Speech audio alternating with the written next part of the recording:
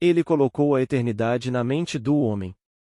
Palestra completa de Neville Goddard, realizada em 4 de fevereiro de 1964. O pensamento desta noite foi tirado do livro de Eclesiastes, capítulo 3, versículo 11. Este é considerado o versículo mais controverso do livro. O homem se recusa a aceitá-lo porque não faz sentido e o homem é um ser racional. Mas aqueles que escreveram a Bíblia, ou devo dizer, não estavam escrevendo pensamentos racionais. Eles estavam inspirados e estavam escrevendo sua visão. Todo este livro prejudica o lado racional do homem, pois para ele tudo é vaidade, vaidade das vaidades, tudo é vaidade. Ninguém sabe quem é Coelete, mas ele sugere isso, e tem em mente que isso é um mistério, então o livro começa com uma certa afirmação. As palavras de Coelete, filho de Davi, rei em Jerusalém.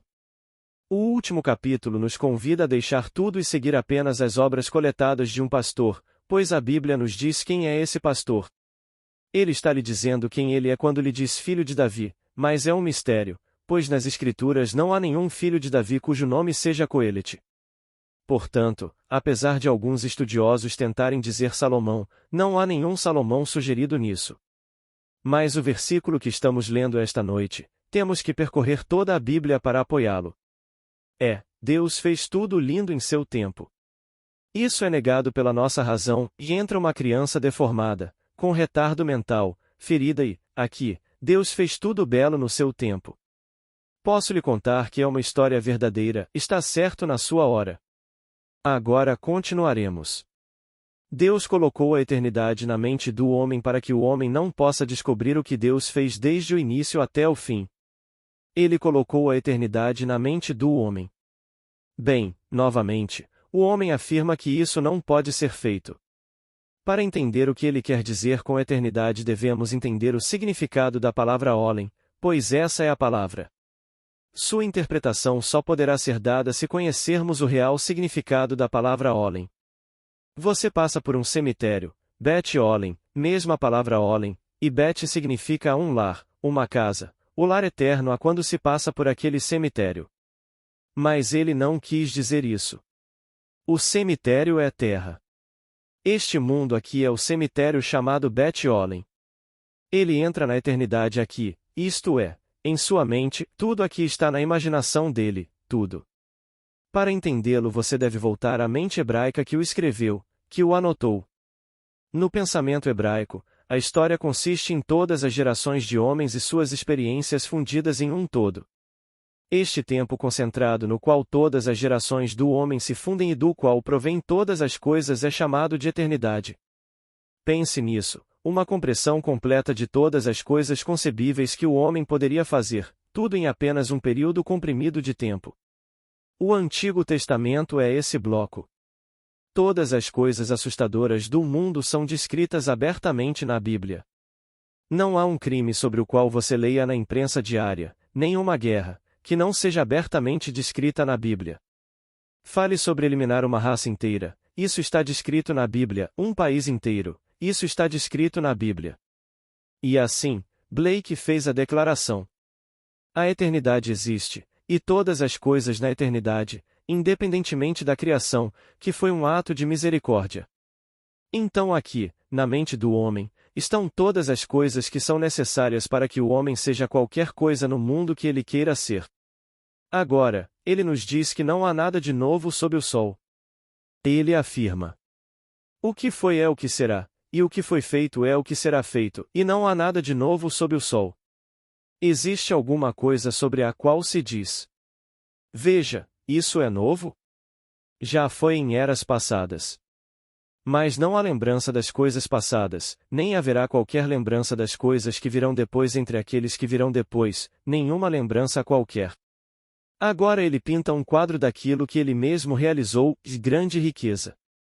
Ele acumulou grande riqueza através de seu próprio trabalho e sabe que morrerá e a deixará para alguém que não trabalhou por ela. Ele diz: isso é vaidade de vaidade. Ele construiu grandes edifícios e sabe que eles desmoronarão ou cairão nas mãos de quem não trabalhou. Ele buscou a sabedoria e se tornou o mais sábio dos homens, mas o fim foi como o do tolo, ambos transformados em pó. Ele menciona todas essas coisas e depois conclui que é tudo vaidade. Agora tenha em mente que o Novo Testamento interpreta o Antigo, e não o contrário. Estes eram homens inspirados. Como nos é dito, nenhuma profecia das Escrituras jamais veio por impulso do homem, mas homens movidos pelo Espírito Santo falaram da parte de Deus. Portanto, não são palavras dele, ele os gravou. Ele não está tentando estabelecer uma filosofia de vida viável. Ele simplesmente gravou isso em um certo nível onde esse bloqueio existe, é tudo na mente do homem. Agora, deixe-me definir para você a palavra Olen. Significa eternidade se você se lembrar do que eu disse sobre a mente do hebreu e o que a história significa para ele. Contém todas as gerações de homens e todas as suas experiências, e isso se chama eternidade. Mas a palavra também é traduzida como mundo. É traduzido como algo oculto, algo fora da vista, um segredo, um jovem, um rapaz, um jovem, um jovem. Todas essas são definições da palavra Olen. Eles estão bem. Cada um pode ser usado nessa declaração.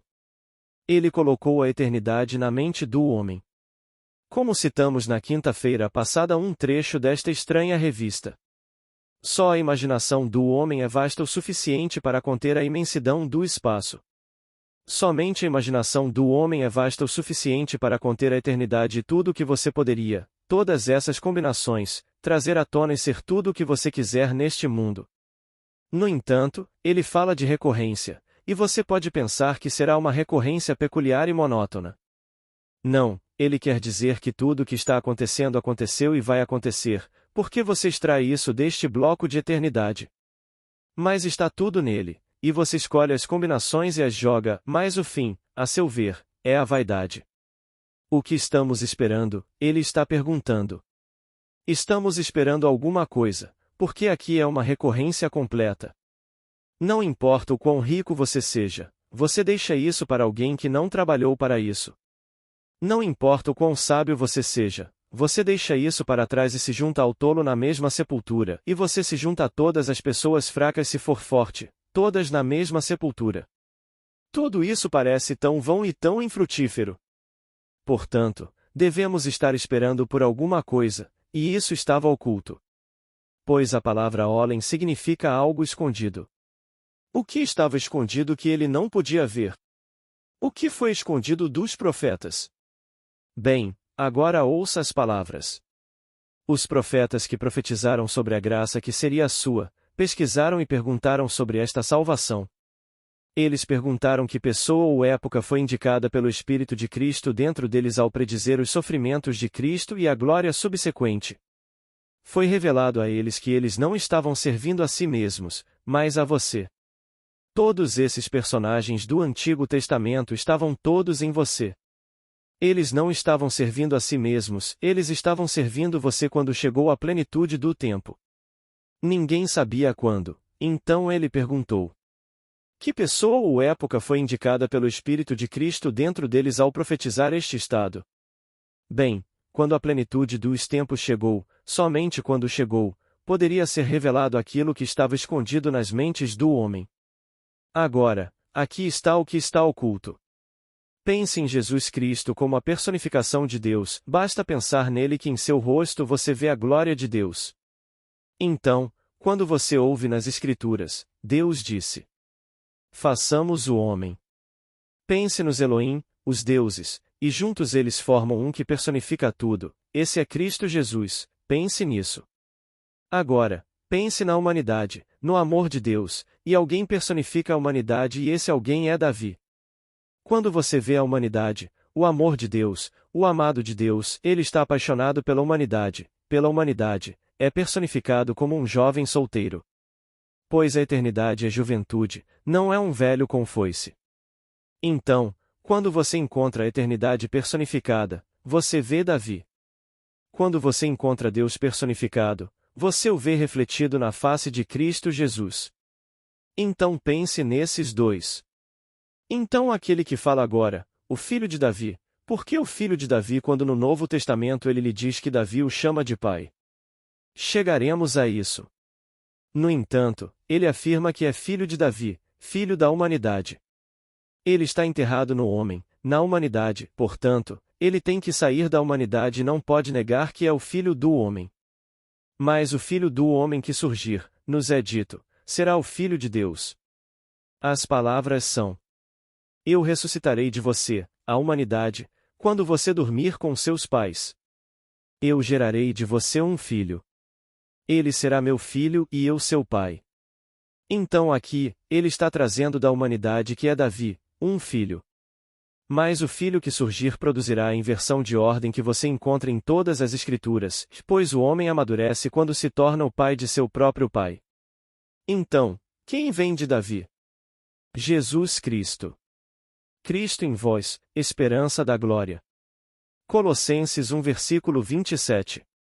Ele não pode emergir de mim se não estivesse agora em mim. Cristo não poderia sair de você se ele não estivesse agora em você.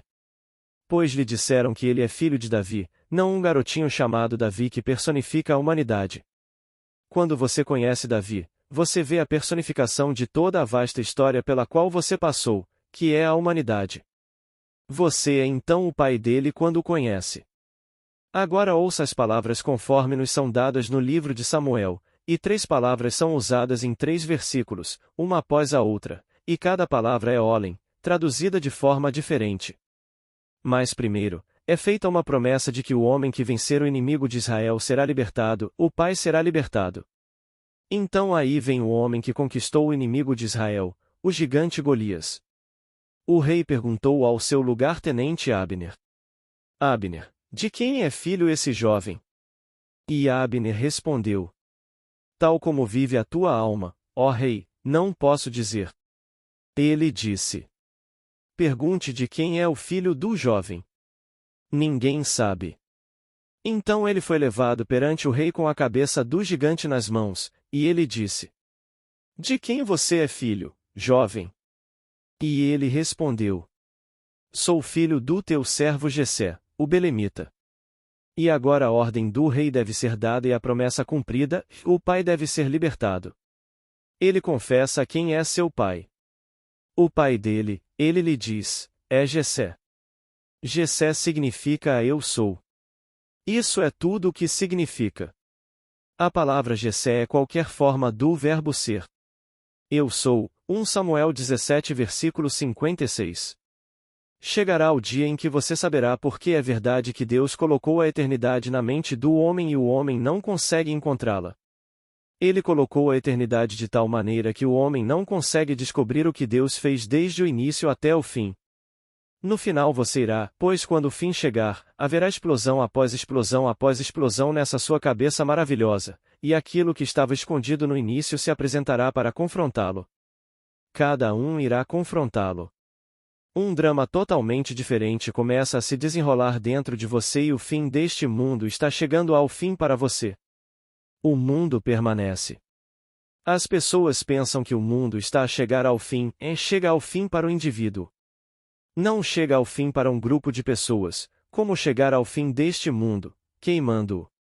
Não, o seu mundo chega ao fim quando o drama final começa a se desenrolar dentro de você. Então, não foi dado saber aos profetas que profetizaram da graça que seria a vossa. A graça é um presente imerecido, um bem imerecido. Em outras palavras, é o dom de Deus para você, você não pode ganhar isso. Então eles ouviram falar dessa graça. Pois a graça também é mencionada no Antigo Testamento. Você lê isso em Zacarias, na verdade, em toda a Bíblia, mas em Zacarias, eles estavam prestes a colocar no topo da pedra do templo, o capítulo 4, versículo 7 de Zacarias, e eles fazem isso em meio a gritos de graça, graça para isso. Portanto, o templo não pode ser concluído até que Cristo seja trazido da humanidade. Ele surge individualmente, um após o outro, o mesmo Cristo. E ele só sabe que é Cristo quando Davi aparece ao indivíduo de quem ele vem, e Davi chama esse indivíduo de pai. Pois na Bíblia Davi o chama de Adonai, que significa meu pai, meu Senhor, meu Deus, a rocha da minha salvação. Então Davi aparece e ele é jovem. Uma das definições de Olem é juventude eterna, e quando você o vê, ele é um sujeito eternamente jovem, lindo e bonito. É David, um homem solteiro. Uma noite você terá essa alegria maravilhosa. Você verá Davi ao longe, esse ser radiante, e quando você se aproximar, ele é uma multidão de nações. E então você sabe que ele resume e personifica a humanidade. Você verá Jesus Cristo e saberá que ele personifica os deuses, os Elohim, todos nós. Portanto, quem é você quando ele personifica tudo? Somos os Elohim que adormeceram com um propósito. Esvaziamo-nos da nossa forma primordial, e tomamos sobre nós a limitação disto que estava escondido na mente do homem, em nosso sono eterno tendo passado por esta morte eterna para despertar para a vida eterna, expandimos além do que éramos quando nos esvaziamos da forma eterna e então assumimos sobre nós a limitação da forma humana. Ele não está preocupado com John Brown, Neville Goddard, estes são partes da estrutura eterna deste bloco temporal. Todos eles são partes dele, de todo o vasto mundo. Você já teve a experiência de olhar para cima e ver com os olhos da mente, na tela do seu rosto, interiormente, o bloqueio? Não há nada em que você possa pensar que não esteja lá e saia, na verdade saia e adquira uma qualidade tridimensional. Você pode se perder nisso se não souber o que está fazendo. Você pode ficar completamente perdido, como uma pessoa louca. Mas se você sabe o que está fazendo, você está no controle de tudo para tirá-los desse bloqueio concentrado. E todos os mencionados nas Escrituras estão nesse bloco, e você pode trazê-los à tona em diferentes combinações, relacionamentos diferentes,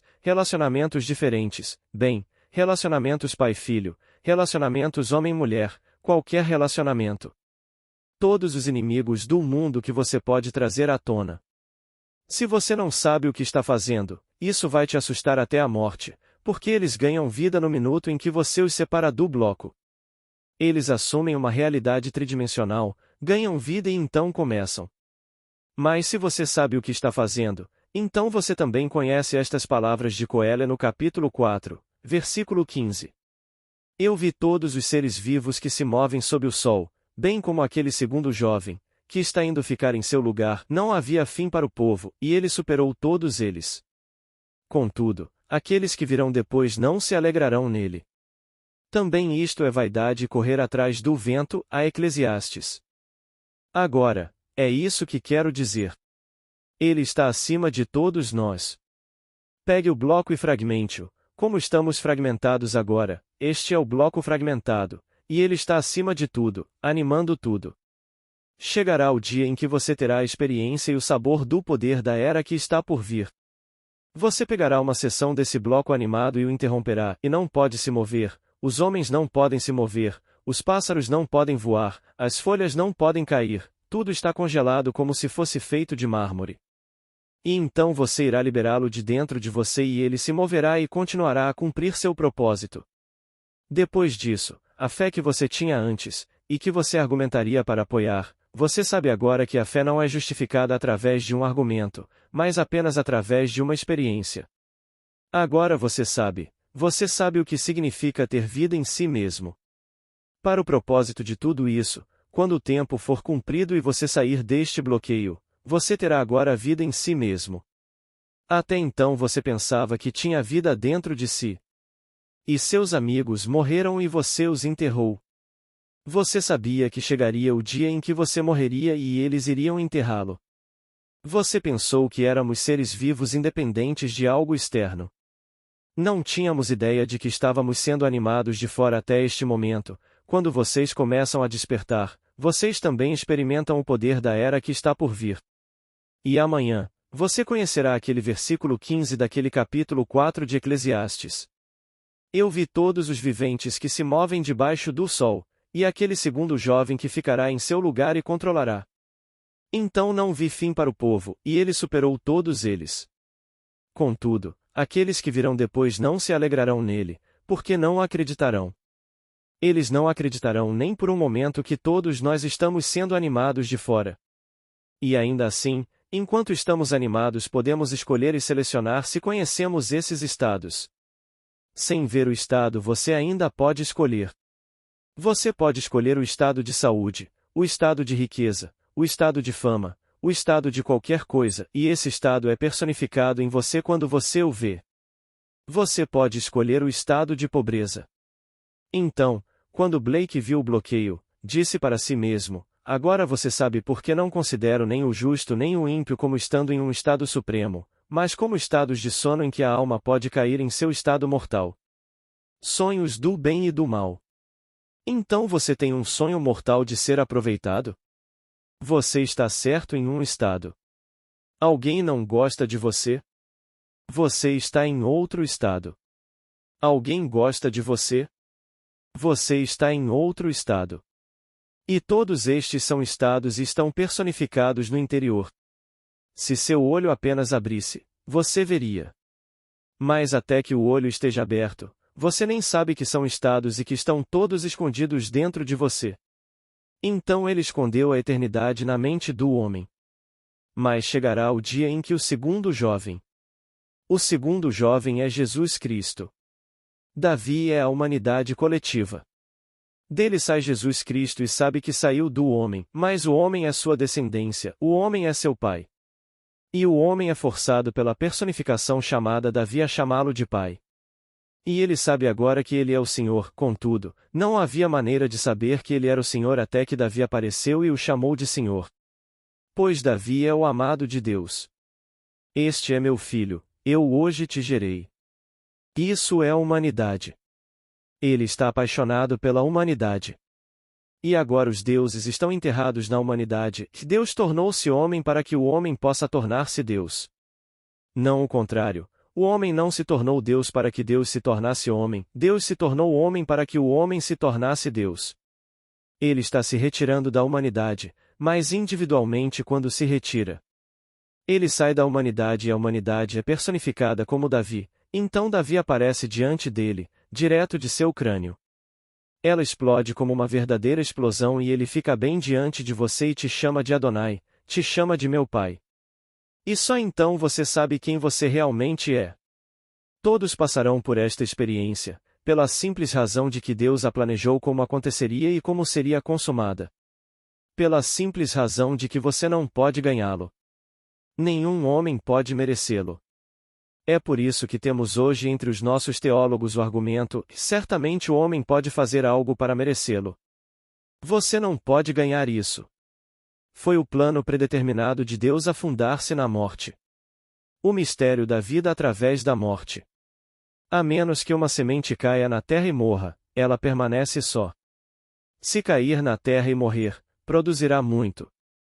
E então Deus realmente entrou na porta da morte, no crânio humano, e se deitou no túmulo do homem, e compartilhou com o homem de dentro de todas as suas visões da eternidade, todos os seus pesadelos, até que o tempo se cumprisse. Deve ser cumprido como uma gravidez. A criança está concebida, mas deve haver um intervalo para preencher o tempo. E quando esse tempo for cumprido, Cristo Jesus virá, pois Cristo no homem é a esperança da glória. Se ele não estivesse no homem, não poderia emergir do homem, e tem que emergir de Davi. Então a Bíblia começa no Novo Testamento. O livro da genealogia de Jesus Cristo, filho de Davi, porque isso é profecia. Ele vem da humanidade, mas porque a humanidade é o filho amado de Deus, não pode ser o pai de Deus. Então, ocorre a inversão, e Davi automaticamente faz a declaração: meu pai. E assim, do homem vem Deus. E sabe, vocês são deuses. Então traga meu amado filho diante de mim e deixe-me chamá-lo de filho e deixe-me chamar de pai. E acontece exatamente assim. Então, espero que você saiba o que Deus colocou na mente do homem. Enterrada em você está realmente a eternidade, mas colocada de tal forma que você não poderá descobrir do começo ao fim o que Deus fez. Só no final você saberá. Mas Deus não é pego de surpresa. Para Deus todos os acontecimentos estão presentes, inclusive o fim de todas as coisas, como nos foi dito em 1 Pedro. O fim de todas as coisas está diante dele agora. Ele vê você como Cristo Jesus. Ele não está esperando por isso, ele sabe o fim. Mas você está imerso no corpo da morte para esse propósito. Então ele não vê apenas todas as coisas coexistindo, ele vê o fim de todas as coisas, e o fim de tudo é Cristo Jesus. Eu sou o Alfa e o Ômega, eu sou o começo e o fim, o primeiro e o último. Apocalipse 1 versículo 17, 21 versículo 6. Então, aqui, Paulo nos diz e Pedro nos diz, na verdade, todos eles, se você ler as epístolas. Esperem plenamente na graça que vem a vocês na revelação de Jesus Cristo. 1 Pedro 1 versículo 13. Revelação para Paulo significava a revelação de Deus, um ato de Deus em autorrevelação, ele se revela em você como você. Ele organizou uma série de eventos místicos pelos quais ele se revela em você. Portanto, não consigo conceber nenhuma esperança de que o homem deva pensar mais do que naquele momento no tempo em que o tempo se cumpre e Jesus Cristo se revela dentro de você. Porque Coelho disse: ganhei dinheiro, acumulei mais dinheiro do que qualquer pessoa no mundo, fui o mais sábio de todos os homens, mas meu fim foi como o do pobre. O meu fim, o sábio, foi como o do tolo e todas essas coisas foram vaidade das vaidades, tudo é vaidade. Ele sabia que amanhã alguém viria e construiria muito a partir do mesmo bloco de tempo enterrado na mente do homem. Então, esta noite, se você acredita que tudo está dentro de você, você pode destacar o estado de sucesso. Bem, como você teria sucesso? Você o usa como usaria este conjunto de roupas.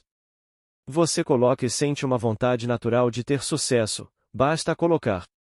Assim como Deus veste o homem, você veste o estado e pode vesti-lo.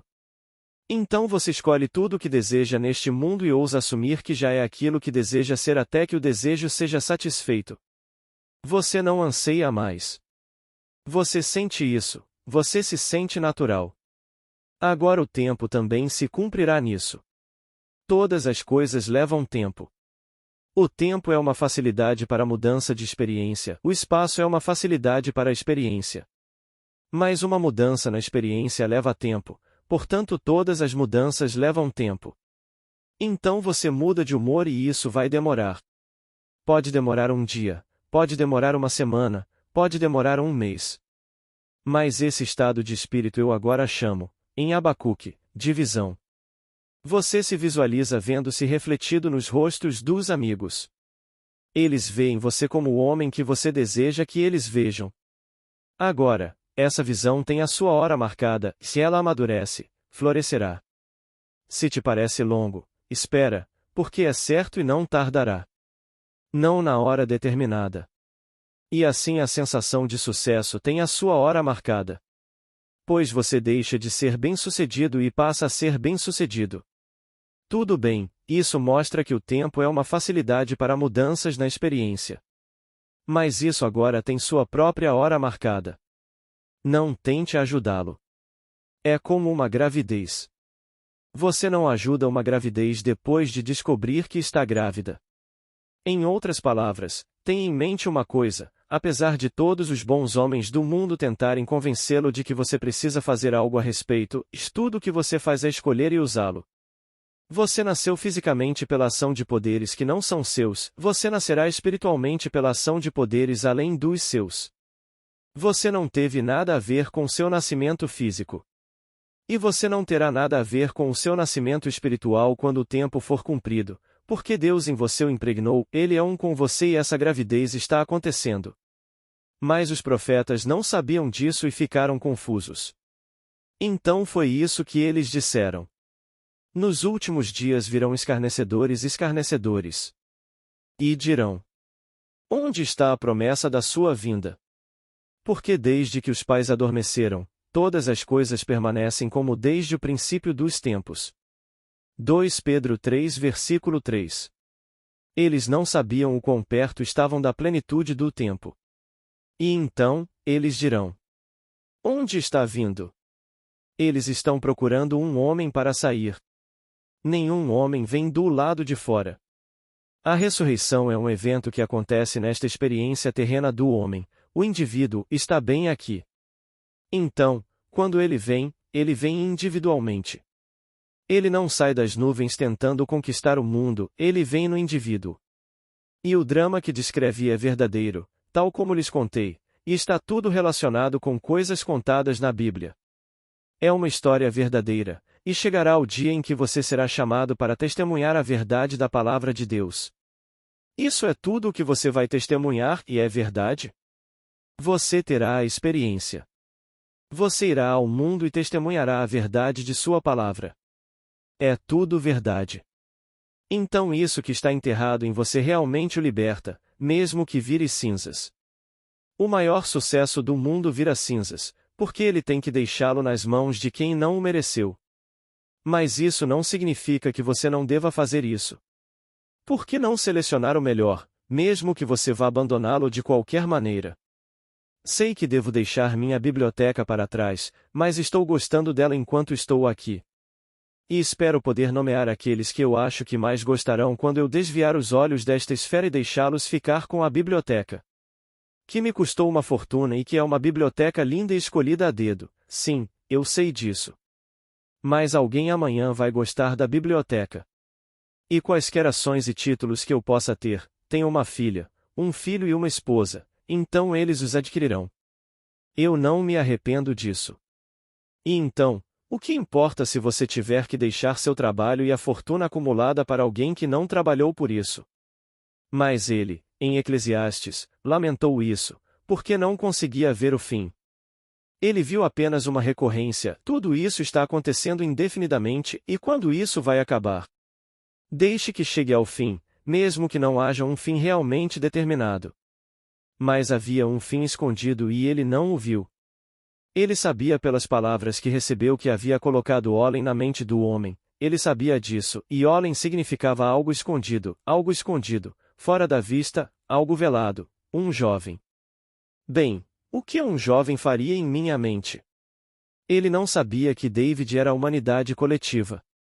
Ele não sabia que David um dia explodiria fora de sua imaginação e ficaria diante dele e o chamaria de pai.